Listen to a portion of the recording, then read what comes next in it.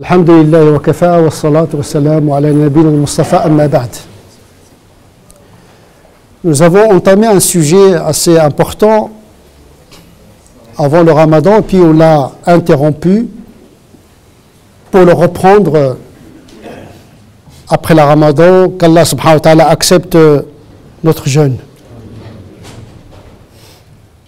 Ce sujet traite du statut de la femme, sachant que discourir, traiter le sujet de la femme, c'est traiter le sujet de l'être humain en général, notamment celui de l'homme. Ce sont des sujets indissociables, tellement intriqués. Et nous avons traité de prime abord l'ontologie, c'est-à-dire la question de l'être féminin, son origine, tabi'atul unutha, la nature de la féminité. Parce que les hommes vivent avec les femmes et parfois ils imposent aux femmes une certaine lecture, une perception et qu'ils les dépossèdent d'elles-mêmes. Parce que beaucoup de femmes pensent d'elles-mêmes comme les hommes pensent d'elles. Parce que ceux qui parlent de la femme, j'en suis un exemple, ce sont généralement des hommes qui parlent de la femme. Les ulama, la plupart des ulama, etc., c'est des hommes, et donc ils ne peuvent pas se débarrasser de leur genre. Le fiqh, il est plein de ces approches phallocentriques, c'est-à-dire que c'est l'homme qui se préserve de la femme en multipliant un ensemble de dispositifs de protection de manière inconsciente, parce que le législateur homme, il reste homme. Et donc on a besoin de deux cerveaux qui traitent les textes.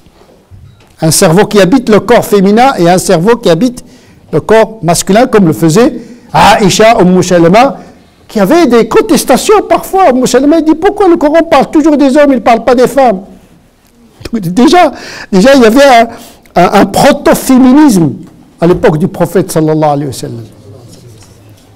D'ailleurs, le message coranique, il a créé une révolution à l'époque du prophète. Ce qui a dérangé Omar ibn Khattab. Omar ibn Khattab n'a pas supporté la contestation de ces femmes. Il dit: qu'est-ce qui se passe? Et vous avez changé, vous les femmes.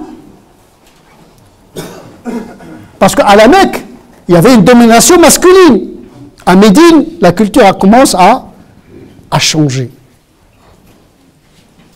Et Omar ibn Khattab, intrigué, est allé, quand il a parlé avec ses femmes, il a dit: pourquoi vous révoltez contre moi, contre les hommes? Il dit: mais t'es pas mieux que le prophète, même les épouses du prophète, eh ben, ils le contestent. Alors là, Omar ibn Khattab, il a pris de vertige, il a dit: qu'est-ce qui se passe? Les femmes du prophète le boudent. Mohammed sallallahu alayhi wa sallam, c'est pas Omar, c'est le prophète. Il est accompagné par Gabriel, il est en contact permanent avec le ciel. Omar ibn Khattab, il est allé vers sa fille, qui était épouse du prophète, et dit: est-ce que c'est vrai ce que j'ai entendu? J'ai entendu que vous, épouse du prophète, vous le boudez, vous le contestez toute la journée. Elle dit: oui, nous le faisons. Elle dit: mais ne le fais pas, toi, ma fille, ne le fais pas. Ce hadith, il indique la métamorphose de la condition de la femme déjà à l'époque du prophète sallallahu alayhi wa sallam. Malheureusement, ce mouvement féministe s'est estampé lorsque l'islam a rencontré d'autres cultures qui étaient plus machistes que les cultures de l'arabe de l'époque. Mais si on revient à l'esprit des textes, vous allez voir que le meilleur gagne, qu'il soit homme ou femme. Seule la compétence morale, intellectuelle, spirituelle qui compte aux yeux de Dieu. Malheureusement, à un moment donné, on a même considéré que la femme, en réalité, est de nature médiane entre la bête et l'homme. Et il faut la guider, la dompter, la domestiquer comme on domestique une bête. Et ça, on le trouve dans les ouvrages de l'fiqh. Parce que c'est pas... Il ne faut pas croire que nous avions toujours une bonne lecture de nos textes, parce que nous lisons les textes dans des cultures. Et la culture influence notre manière de comprendre le Coran et la Sunna. On fonctionne toujours avec un logiciel culturel par le biais duquel nous lisons le Coran et la Sunna.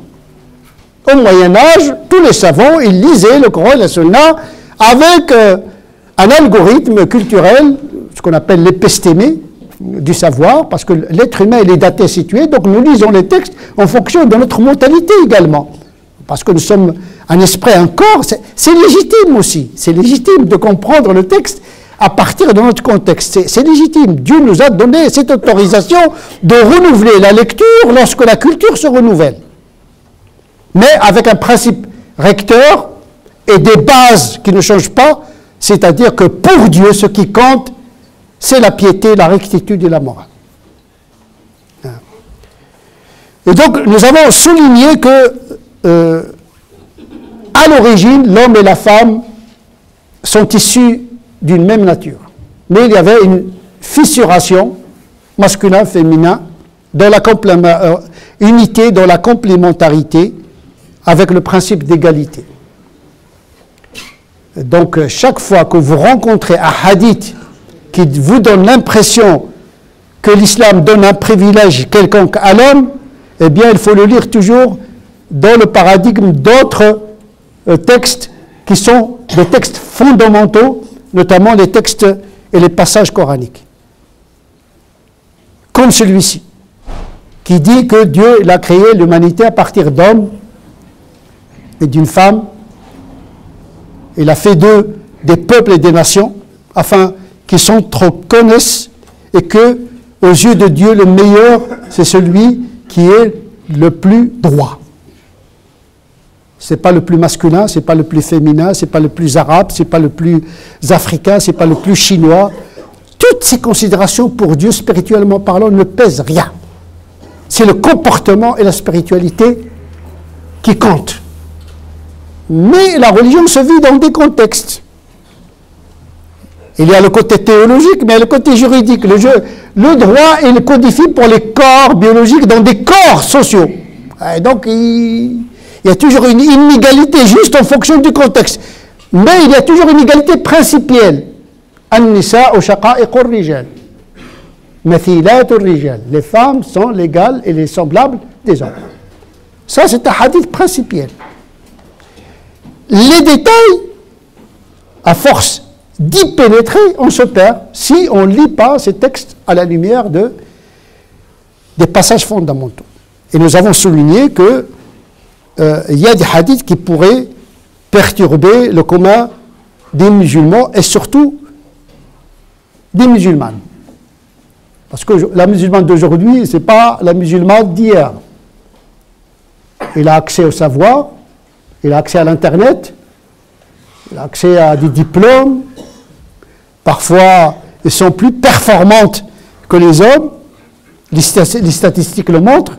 Donc, au niveau intellectuel et social, il n'y a pas d'obstacle parce qu'aujourd'hui, on n'a pas besoin d'une force musculaire pour accéder au pouvoir économique, pouvoir politique et pouvoir intellectuel, parce que la politique de la santé, le confort, les moyens de transport, la technologie a permis de réparer cette faiblesse biologique pour mettre la femme presque au même niveau de compétence. Elle peut conduire un avion de chasse.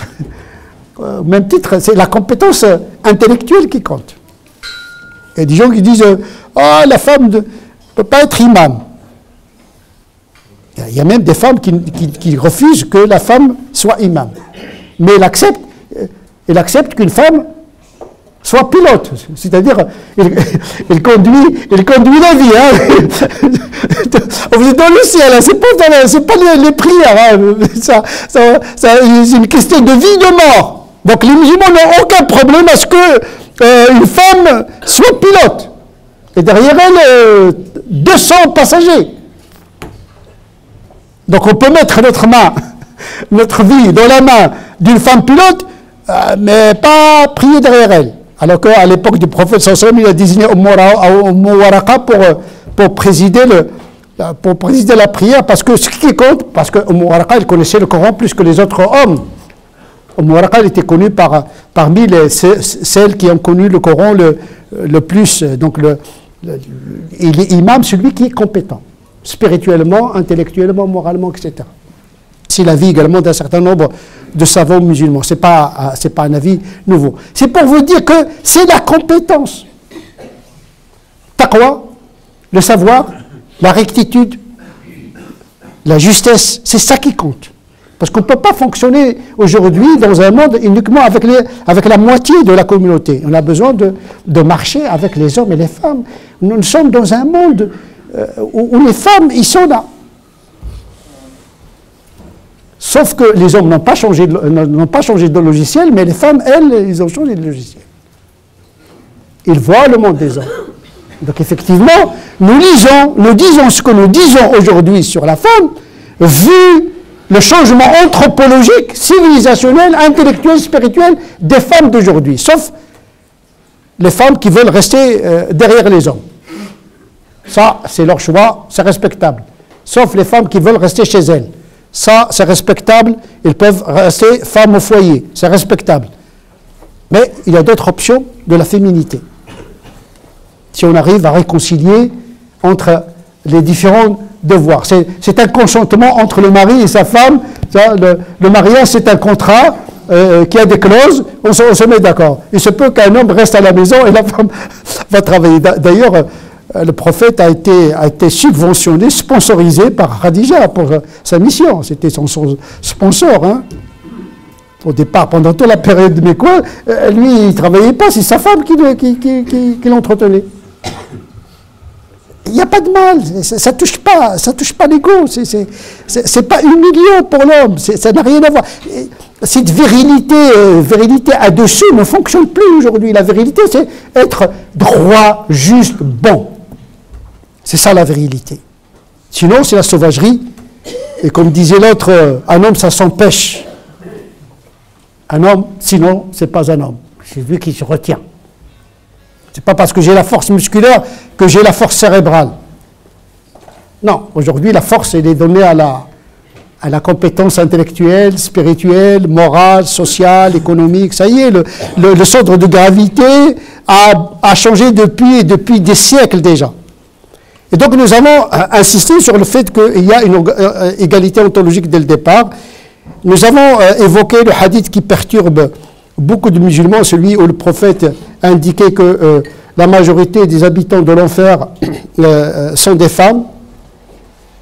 Et parallèlement, nous trouvons dans Sahih Muslim que la majorité des gens qui sont dans le paradis sont des femmes aussi.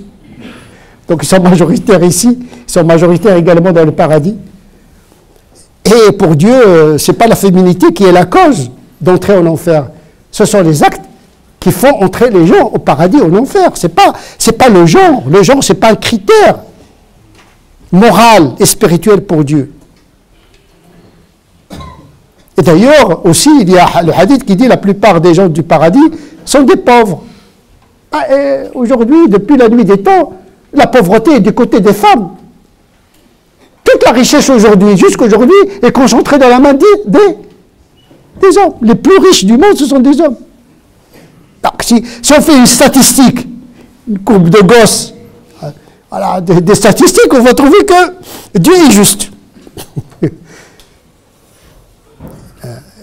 Donc, ce hadith dont le prophète dit Tasaddaqna fa inni ra'aytukunna akthara ahla an-nar, en vérité, il a été équilibré par un autre hadith qui dit, oui, effectivement, chaque homme lui correspond dans le paradis deux femmes. Donc, ils sont dans le paradis, les femmes sont les doubles des hommes. Donc, comment vous allez réconcilier tout ça? Donc, vous devez intégrer ces contradictions en apparence dans le paradigme d'égalité et de justice de Dieu. D'abord, les gens entrent dans le paradis par leurs œuvres, et par la miséricorde d'Allah subhanahu wa ta'ala qui est disponible pour tout le monde, pour les hommes et pour les femmes. Donc on ne peut pas isoler les textes comme ça, on prend un texte comme ça, on l'extrait et on le transforme en une bombe pour détruire des foyers, pour casser les femmes, etc. C'est indigne d'instrumentaliser les textes pour dominer les femmes. Consciemment, inconsciemment. Souvent on le fait inconsciemment. Et parfois on le fait sincèrement. On pense que c'est ça la religion. Tu fermes ta bouche et tais-toi. La femme n'a aucune place. J'ai le droit de me marier avec 4.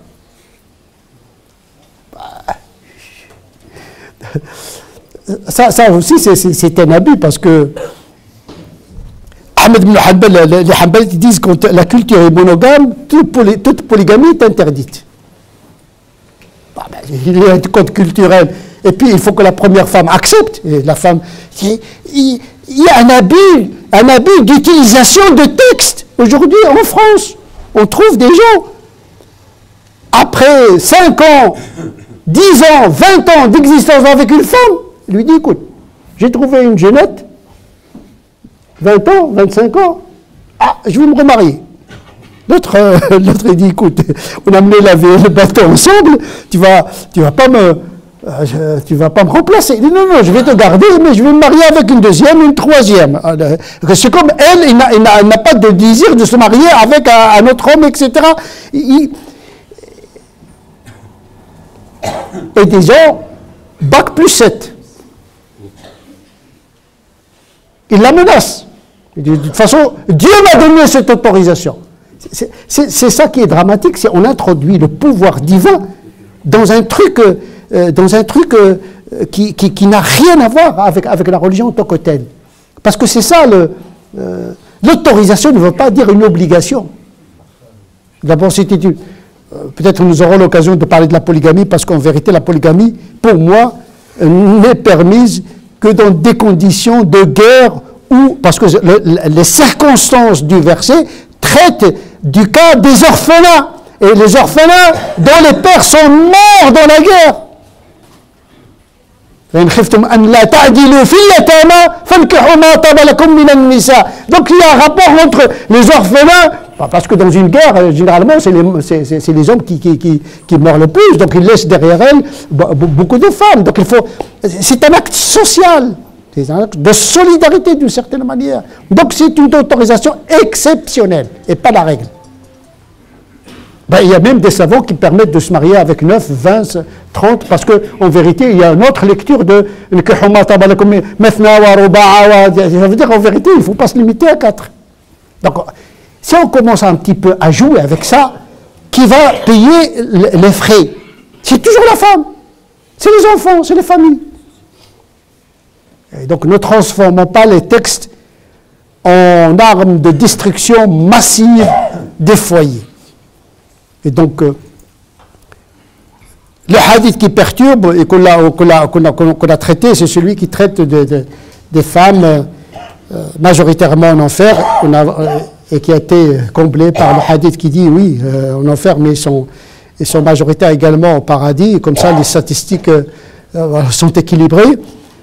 Mais le hadith, il dit, j'ai jamais vu, le prophète était surpris de voir la vulnérabilité de la femme, qui est une forme de puissance de la femme en même temps.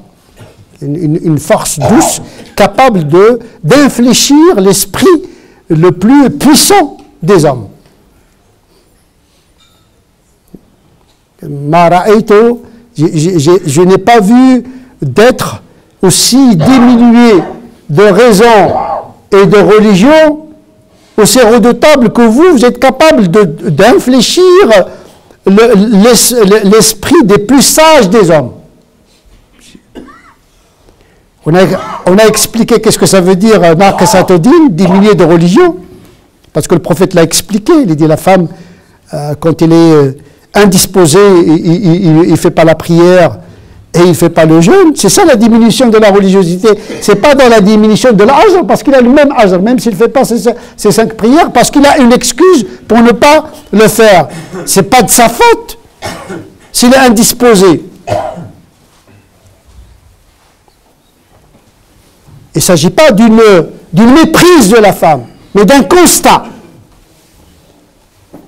Un constat qui ne touche aucunement la valeur spirituelle d'une femme.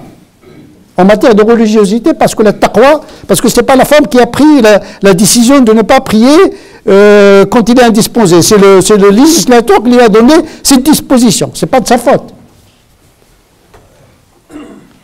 Et puis, le prophète, c'est une manière de parler, de dire, vous les femmes, en apparence, vous paraissez inférieures, mais en réalité, vous avez une force, ce qu'on appelle la force douce.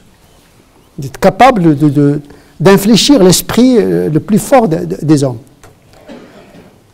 Et donc, effectivement, cette question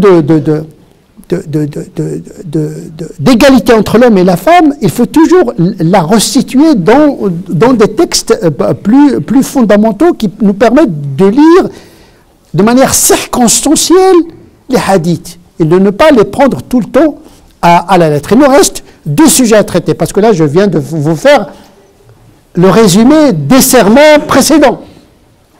Ça, on l'a traité relativement plus amplement. Il nous reste 2 sujets. Qu'est-ce que ça veut dire naqisatu aql? Qu'est-ce que ça veut dire vous avez une raison diminuée dans le hadith? De quelle raison s'agit-il? Raison cérébrale, neuronale, intellectuelle, spirituelle, sociologique? Il y a la raison. C'est aussi le produit d'une culture donnée. La raison des hommes d'aujourd'hui est plus performante que la raison des hommes du Moyen-Âge, tellement nous avons beaucoup d'informations sur le monde. Donc, il y a une partie sociologique de la raison. On va le traiter, Inch'Allah, parce qu'il s'agit du témoignage de la femme qui équivaut à la moitié de celui des hommes. Qu'est-ce à dire? C'est ce qu'on va expliquer la prochaine fois. Et puis, il nous reste l'égalité morale entre les hommes et les femmes pour justement rééquilibrer une certaine lecture et restituer la place qui sied à la moitié, plus de la moitié de la population dans le monde et plus de la moitié de la population de la communauté musulmane. On ne peut pas fonctionner uniquement avec les hommes, il faut que la femme, en tout cas musulmane, il faut qu'elle reprenne ses droits pour pouvoir justement contribuer à l'essor d'une civilisation qui ne peut pas marcher uniquement avec les hommes parce que les femmes sont là.